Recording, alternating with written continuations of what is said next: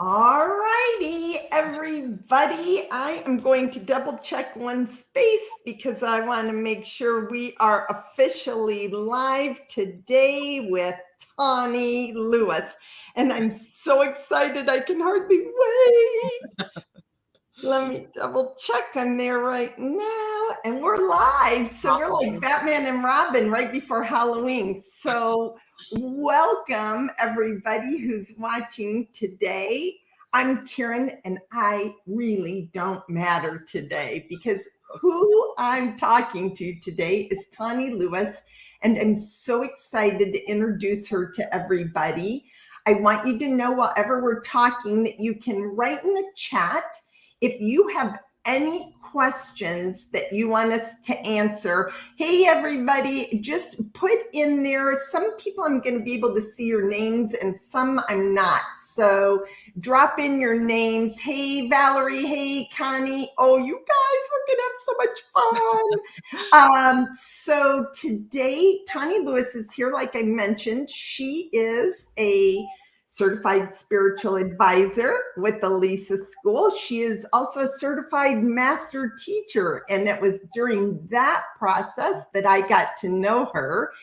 And what is most fascinating, hey, Connie, what's most fascinating about Tawney is all things paranormal, and it's Halloween season, so this is the perfect time. So, hi, Tawney. So thankful that you could come and join us today. No, of course. Thank you. I'm excited to be here. Hello, everybody that's on. Nice to meet you.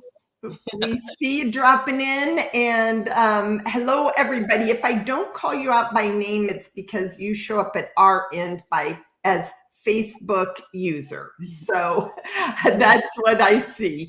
So hello, hello, hello. So first, Tawny, I would like to know, how long have you seen dead people? Ooh, okay. Fun story. So, when I was like 10 years old, I lived in the Crenshaw district, which is it's in Los Angeles, but it's like a mostly African American neighborhood. And so I remember one night I was sleeping and I looked up and I saw a little girl with blonde pigtails standing by the foot of my bed, but she was looking at my sister on the other end. And I remember thinking like, not real. And I put the blanket up, looked again, she was still there, and I bring the blonde hair up because like of where I used to live, and I was like, that's not normal. And so then I looked a third time, and then she started to fade away. And so that's how I knew that I was actually seeing something, because I looked 3 times. And so that was the first time I ever saw spirit. And then about a year later, I saw spirit in the bathroom. It Now that I'm older, I can tell that it wasn't anything, evil. It was probably a relative, and I just remember seeing like an outline, and I washed my hands and ran out. And so after that, I started to pray about it. And I thought, I don't like this. This is weird. I want it to go away. And in addition to that, I was able to see auras around people, clear as day. Clear as day, not clairvoyantly. I actually would look at someone and be like, you're red or you're blue. And it was all weird. And so after praying about it, it went away. The power of prayer, it went away for Wow. 20 years. And then it just started it was forced to come back, because I became very interested in the paranormal. And so that's kind of like the story when it comes to the mediumship, intuitive aspect. It started when I was that young. Wow, that is amazing. And it is a story that a lot of Mhm. us have, where when we first start seeing or hearing or knowing, and it's not a common conversation that's around us. And a lot of times our friends aren't always too happy, or our family aren't always too happy when we're bringing these things up. So were you well received in the space whenever you decided to come over on this side of things? You know what? When I was younger and I saw spirit, I only told one of my sisters, and she's like, "Why didn't you tell me sooner?" I was like, "Because nobody would believe me." And so she was the only one that I shared that with. But as I got older, and when I really decided to dive deep into the world of spirit, I had a conversation with one of my best friends, and I was telling him about all this stuff. And I was like, people are validating what I'm getting. People are like, they're saying yes, they're crying when I'm giving readings. And he gave me the best advice. He said, "Are you helping people?" I said, "Yeah, I am." He said, "Do you like doing this?" I said, I do actually. He said, "As long as you don't welcome anything dark or evil," he said, "I say go for it." And I love that because ever since jumping into not just spirituality, but also paranormal, I don't welcome evil. I don't investigate demon play. Like, I don't do that. I always keep it just very focused on spirit and telling their story. And so that's been my approach, and it's always been effective for me. Oh my gosh. Well, hi, Christy. Hi, Bronwyn. Hi, Genevieve. Hi, Lucinda. Hi, Val. There's so many people on Oh, here. awesome. Val asked, did you feel like this ability really surfaced once you got into puberty, or was it when you were even younger than that? Ooh, I was even younger when all this happened, but during puberty is when I tried to avoid it. I see nothing, nothing's happening, I don't see anything. But I will say around puberty, I quietly identified that I was intuitive. Quietly, meaning it was like it's not there, but I think because I used to be able to shake people's hands or meet someone and think that as an age 13, that's a bad person, or I feel comfortable around that person, or I don't like that person. And so I told to answer your question, it's like a yes, no. It's like no, but I was quietly identifying that. Sort of. Yeah. I have one person that's asked, and we aren't going to dig into this today, about how we connect to our psychic powers. But if you could give someone one teeny little nugget on how they could connect, what's their first step? What would you say? Oh my God, there's so many answers to that. I don't even know which one to go. I wanted to talk about like connecting psychically paranormal, but then I was like, no, let me just go with the basics. Going with the basics, I would say, oh, the first thing I want to talk about is meditation. And it's important for me to say that because I actually am not a meditator. So the fact that it came in first, it's that it's important to relax and meditate and just find yourself, because if there's so much chaos going around your personal life, where you are, who's around you, you won't be able to connect psychically. Right. But as long as you're just relaxed and you're focused on you and you just breathe, I am like a firm believer that you will start to naturally tap into that. And you just have to practice it. So that's That, one. that's exactly right. I'm scanning to see if we had some other ones.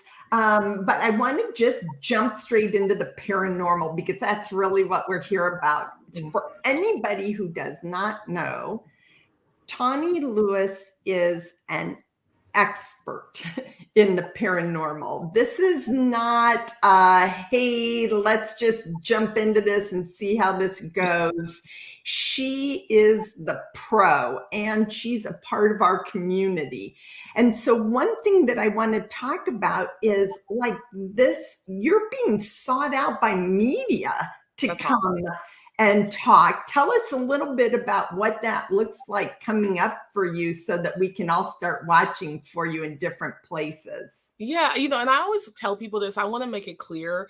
I'm not one to seek out fame. I've never sought out fame, but I find it fascinating. I think it's a beautiful thing because I genuinely, from the bottom of my heart, just want to serve spirit. And I love paranormal and knowing everything about it. And so it just so happens that people are like, oh, we're interested in you. How about we let you travel? Yeah, if I get to do what I love to do. And so, yeah, naturally within the last like year and a half, there has been media, and it's beautiful because I get to do what I love. So two Like things. a The first one, TV show. Like yeah, we're talking small media here. yeah. Well, some of them you guys can watch. So on Tubi, their scariest places in America.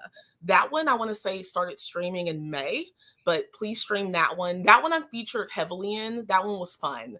Then the next one is scariest places in the world. That one started streaming in late July. And that one was fun. So just being able to talk about all the places around the world, I was like, okay, I need to go that place. I need to go here. So those two, feel free to stream.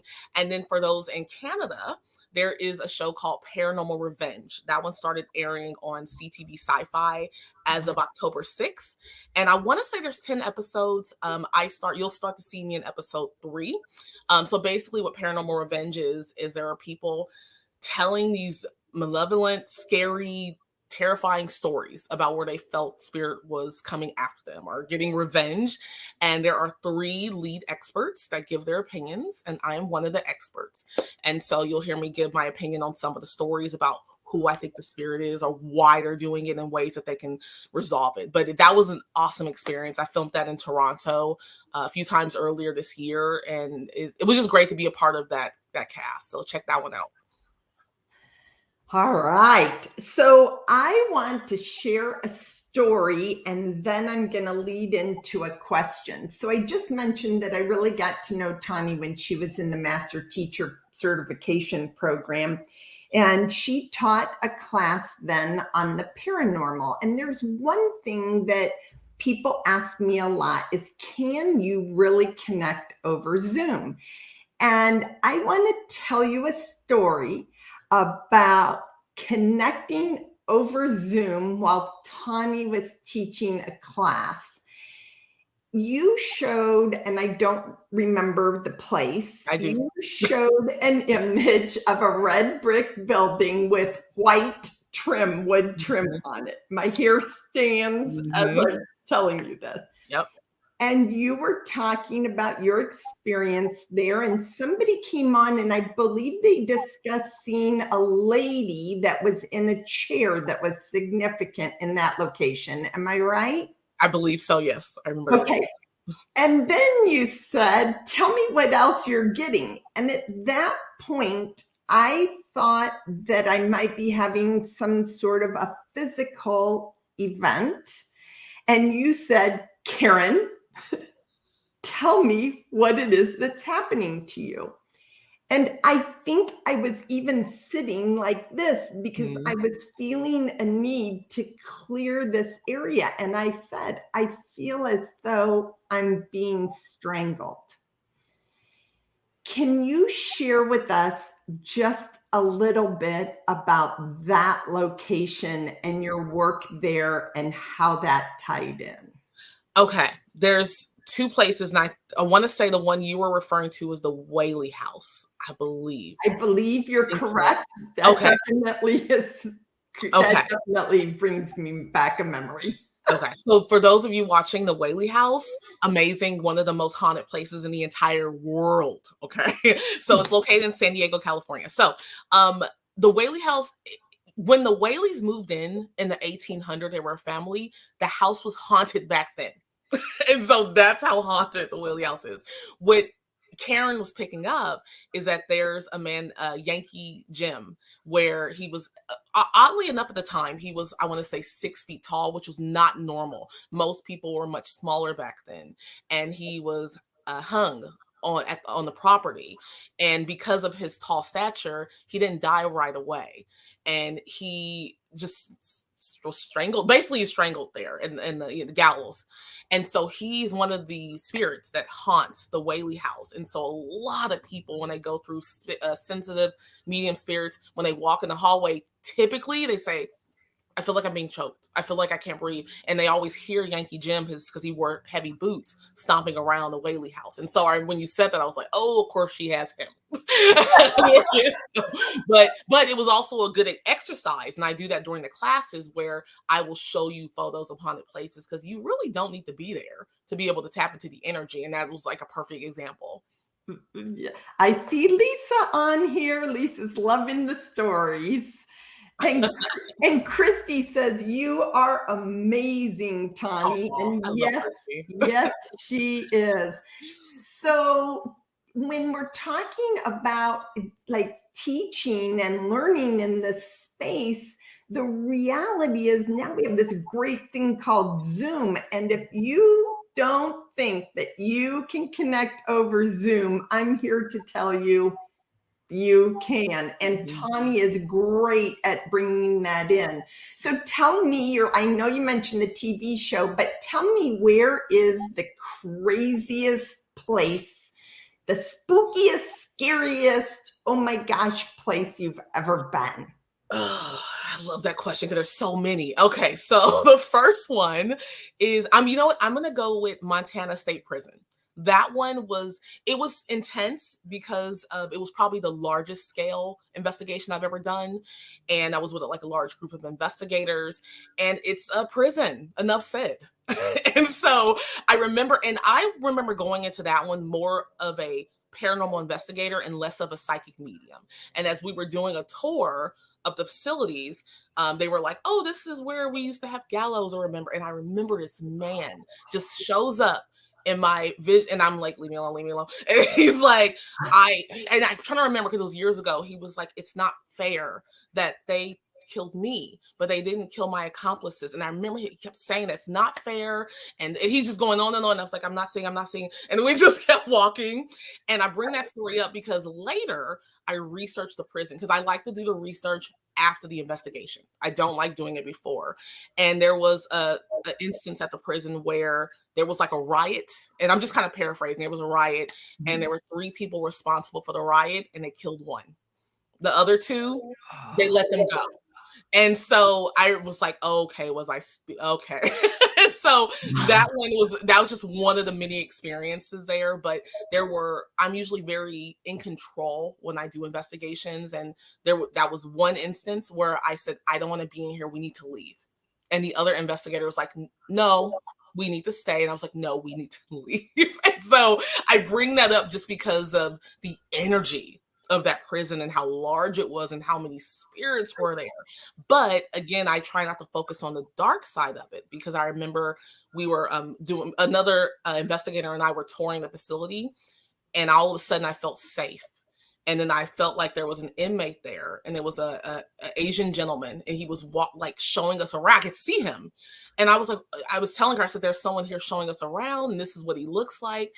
And I found out later, after, that there was a large population of Asian inmates. I can't remember why, but I remember that there was specifically a very, very large amount that were at the prison at one time. And so it was very cool to be able to explore that prison and then pick up this stuff and then find out after, just confirming that this is what I got. And that's actually why I really love being a paranormal investigator, because it's not about seeing demons or being slapped. Like I don't I don't do that. And some people do, and it's fine. Right. It's fine. But I go in it to learn about the people and the history, and also tell the stories. So that's perfect. You're psychic. I was going to ask you what ultimately is your goal, and so it's really just to get the information in these occasions. And when you were in the prison, you mentioned there was somebody else in there with you. So do you generally do these investigations solo or with one other person, or as part of a tour and you're one of 100 people walking through it? When I first started, I did a lot of tours, and I recommend that to anyone that's like really interested in paranormal. Do ghost tours, do ghost walks. You'll learn more about it. You can practice on your own. You can just take notes and see what you get. It's Right.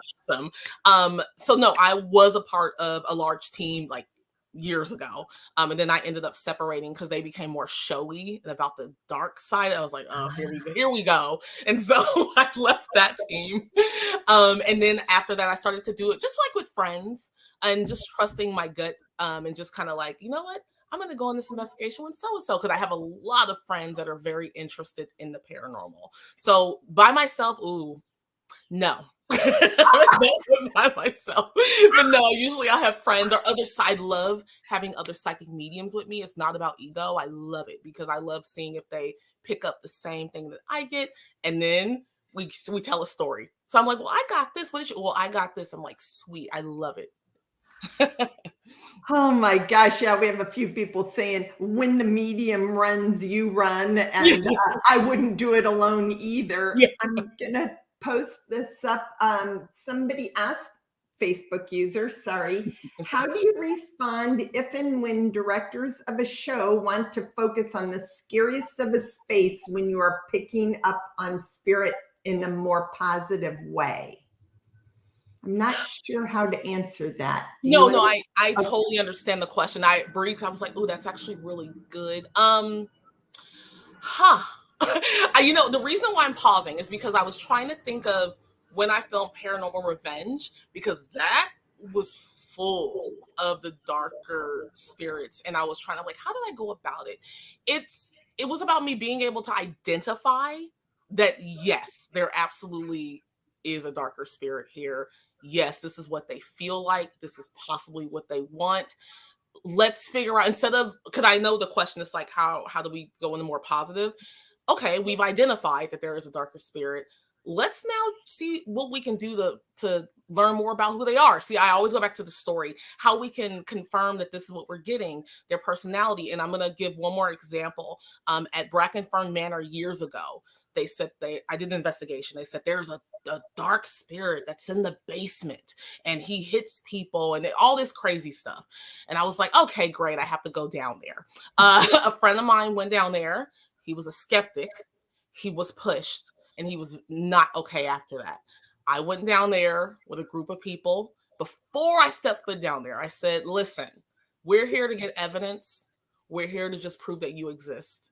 We will be out of your hair in less than 5 minutes. And when you're ready for us to go, make it clear by making an, I gave specifics. I gave directions.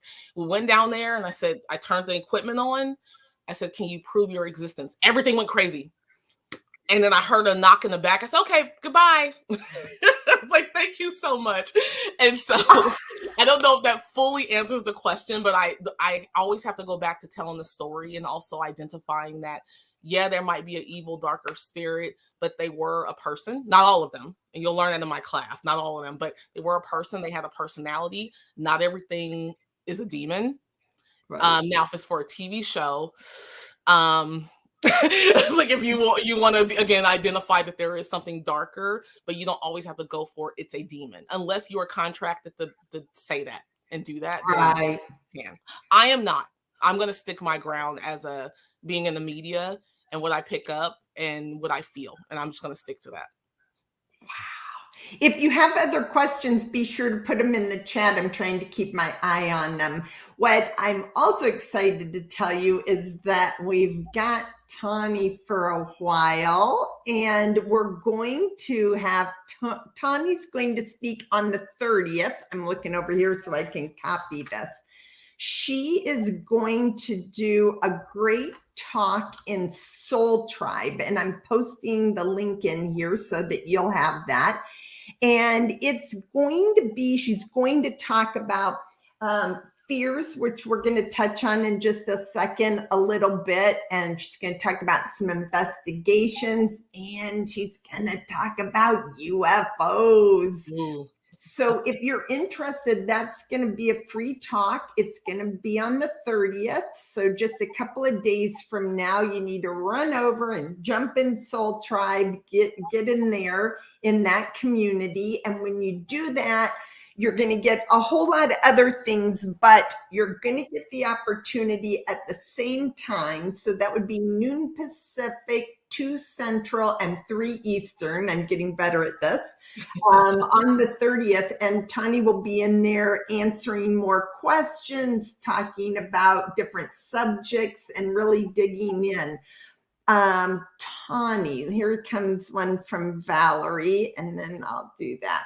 Do you cloak yourself in protection before doing the paranormal work? Yeah. That's, first off, thank you for that question. It's like perfect for anyone that's joining, like wanting to get into the paranormal. So there's a few things. One, you have to learn control. So before you go into this work, ensure that you know what you're doing and what you're talking about. Because if you don't know what you're doing, what you're talking about, you are allowing yourself to be open to whatever is out there. And clearly that's not what you want. So that's the first thing. So ensure that you really develop yourself in spirituality and just getting everything. The second thing is, to me, and this is up to you based off of your religion, but prayer. I always say a prayer before an investigation and a prayer before I go home. You can say whatever you like. And I always make that very clear, because I can, if you want me to give you, make sure you say the white light, you can say whatever you want, Me, I say, please ensure you cover me with the white light of protection. And then before I leave, I say, please, same thing, cover me with the white light of protection, but also whatever is here, please keep it here. I will say I'm very proud as an investigator that in a last 12, 13 years of doing this, I've never been followed home, never been attacked. It just hasn't happened. And then the next thing is your intention. That is the key when I teach paranormal. What is your intention on doing this work? I have friends, investigators, that their intention is to find a demon. Their intention is to have something hit them. They want that. That's what they, oh yeah, I've met many of that. And then what happens to them? They get pushed, they get hit, they get scratched. And my intention is always the same. It is to, I always joke and say, be nosy, because I want to know what's about the property, the person. My intention is to tell a story. And so I go in there, it's always positive.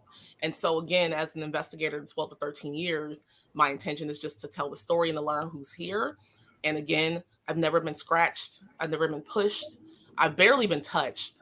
I've never gotten anything negative because of my intention. And so I keep repeating that because that will literally save you if this is the work that you want to go into. Eventually, getting into this in media, I know for a fact I'm going to be put into a demon house. Eventually, someone's going to do it. I'm like, oh, here we go. But I'm going to continue to stick with everything I just shared and follow that. And I think you'll be fine. So that's my recommendation to you. Oh my gosh. And I think we answered this one from Deborah. You answered this one from Deborah in that same conversation. And what I want you guys to know is that you need to keep your eyes peeled on the community, because we have some really exciting things that are coming up with Tawney. So I think before we get off today, I want to know if you could address, now I know you're going to talk about this in length on the 30th in Soul Tribe, but what do you think, how do you manage fear? Like, just sometimes here, I just go in and I'm already afraid. Just the thought that I'm going to be in a scary space. There's some people that are on here that I know that are really interested. They're like, let's go here or let's go there. And does it always have to be a scary space? I have to think about it. Let me see. How do I manage fear? I'll tell you all a story. My biggest fear in life, please don't judge me, is ghosts. I am terrified of ghosts, aliens, everything paranormal. So I tell you that because growing up, that was my biggest fear. I didn't want anything to do with it. But as I got older, I was curious. And I was like, well, let me just, I don't know, read this book here or watch this show. And then I started watching Ghost Adventures and then reading books about UFOs. And sure enough, I started to control. Another key word besides intention is control. I now feel like I have control over my fear. And as you can see, I am now an investigator because I understand it, I have knowledge on it, and I'm in control. And so I know that nothing's ever going to hurt me. I know that I am in control of my own spirit. Nothing's going to bother, and it's worked. This could be just spewing stuff, but it's been effective for me. And so that would be my best answer, is how to control the fear. To people, when it comes to paranormal, people fear what they don't understand. So that's why there's a lot of people that are like, oh, you're an investigator? Oh no. Or what? You're a psychic medium? That's weird. That's because they're scared of it. They're afraid of it. And so as long as you have control, you know what you're talking about, you'll be able to manage it. As you know, I'm still scared of ghosts, but guess what? I'm like, please bring it on. I want to go in a haunted house. Let's do this. So that's the best way to describe it. And then one more thing I want to toss in there, because it's a really good example. I actually, as a psychic medium, have always had a fear of trance. I don't know why. I just have. And years ago, Lisa Williams was giving an example on trance, and I was sitting there like, oh, I can't do this. And then she called me to do a very brief exercise when it came to trance. Terrified, but I did it because she explained it, and I was understanding it, and I was gaining the knowledge. And I was like, okay, I know where she's going with this. I think I get it. And I did the exercise with her. And ever since I did that, I'm not afraid of it anymore. So I wanted to just say that. It's like, just go for it. Wow, that's great. I almost called you. I was in New York and staying in an Airbnb with somebody else who was in the master teacher class with me. And first night I was there alone and I heard footsteps, and I was in a really old building and I was adjusting. It was the very first night I was there, and I thought, okay, I have to take command of the situation because my head knew there was nobody in there. So I turned on all the lights, and as I'm doing that, I'm thinking, I have to normalize this. So I walked out just as if there was a person there, and I named him. I named him Hank, and I said, Hank, this is not going to cut it for me. Yep. I've got to get some sleep. So also with psychic mediums, I've also had this way of telling people, like when I do a reading, I just make everything normal, just like they're people. So that's how I tend to treat them. So when you're in these situations, are you, yeah, Hank, people are on that know my Hank story. When you're in these situations and you aren't researching ahead of time, I swear this is my last question, and then you're going to have to get on Soul Tribe to hear the next go round on this. But do you, like when you were in the prison and you could hear the voice saying, this isn't fair, are you personalizing them? I don't know if that's the right word at that point, or are you doing that afterwards when you're going to do the research on the place, and that's where the personal story comes in? Does my question make sense? Kind of. I mean, I'll recount like kind of just what my experience, because I believe so. It's I saw, because I'm clairvoyant. And so I saw a man, he looked like blonde, sandy blonde hair in a prison uniform. And I could feel his personality in the way he was talking. And so I see it very clearly.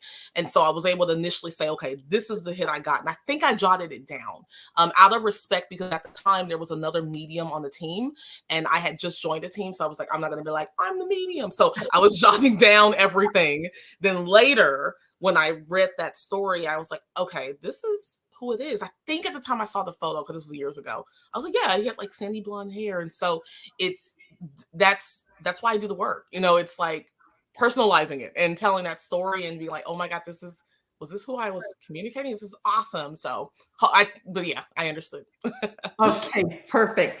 Okay, so is there anything today that you want to give people, that like that nugget of information, that one thing we didn't talk about, that what they're going to get when they come to Soul Tribe for that conversation? Anything that you want to toss out there?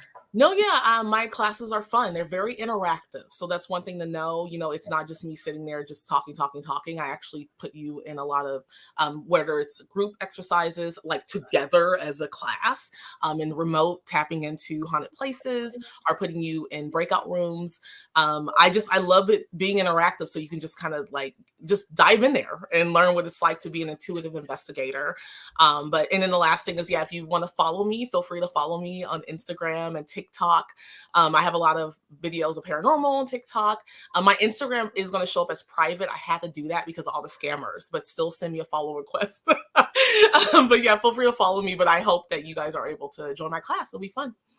So I'm going to drop the Soul Tribe link again. I want you guys to go to Soul Tribe because we are going to start announcing some fantastic classes that Tawney's going to be teaching, and we are going to launch them in the Soul Tribe first. And because of space and everything else, we honor our Soul Tribe members first. We give them first dibs on the seats.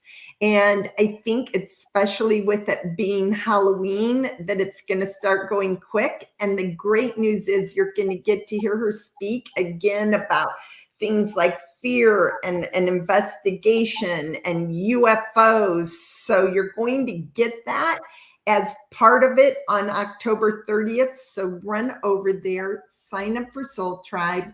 And in there, you're going to hear about as we start to launch paranormal classes. Mm-hmm.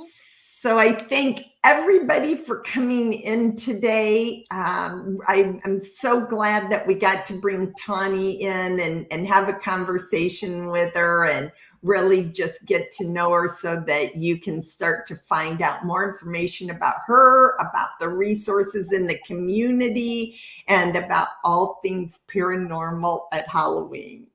So everybody have a fantastic day, and we'll see you soon.